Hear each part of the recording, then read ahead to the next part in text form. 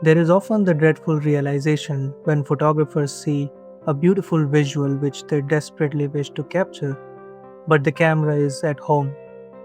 This is not one of those stories. This was before my time, when the camera was still on the production line, not my home.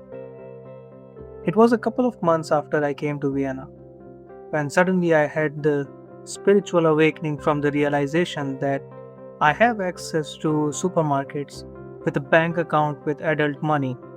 Therefore, I can spend my money on anything I was able to convince myself that I need or for medical reasons, without anyone noticing, of course. So, after finishing my work, I went straight to the third closest supermarket and walked faster than normal towards the sweets section. With all the love in my heart, supported by catchy tunes of the advertisements from the distant speakers, I was convinced that I needed two chocolate cupcakes. Did I mention already that it was a medical emergency? As I was standing in the line to pay the price for my sweet tooth, I realized that someone did notice me. There was an old lady right after me who smiled and gave me two stickers marked 25% off. And I looked at her with my best impression of being completely confused, with a smile, of course. Before I could say anything, it was her turn to pay, and so I just held on to the stickers and awaited further instructions, which eventually came from the cashier who applied the discounts on the cupcakes. Now, as I turned towards the exit, I saw the lady with the silver hair, glasses down to the middle of her nose, and one of the most beautiful smiles I have ever felt. I thanked her for the kindness, and she gave me a nod, which I read as a grandmother teaching her child on how to do the shopping. I believe that was among the sweetest desserts I've ever had. Having grown up as the favorite kid of both my grandmothers and received countless sweets from them, it was not a superficial gesture. I felt it as a warm welcome to this new culture, about which I had heard that it is the unfriendliest country and that Austrians, and especially Viennese people, are the main reason behind it. That evening changed the reports for me.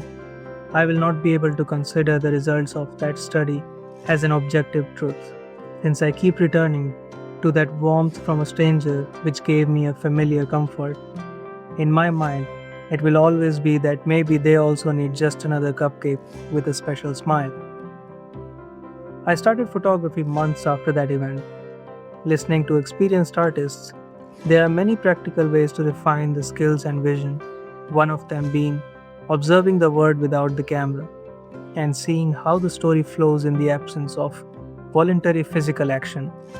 And over the years, I also have regularly experienced these moments where I see the perfect photograph in my head, but I don't have the camera with me, followed by irritation, frustration, further alertness, or just a smile and moving on to the next perfect photograph.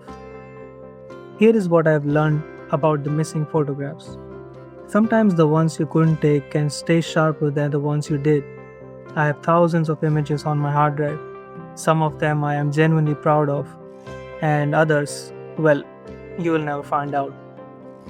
The missed ones are just a blur or a story now that I would pay attention to such moments the next time I have the camera with me. But the one image I return to most clearly will always be the one with silver hair, the smile, and the nod which exists only in my memory.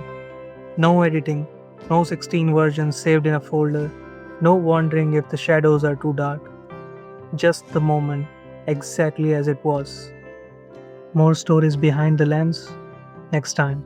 Cheers.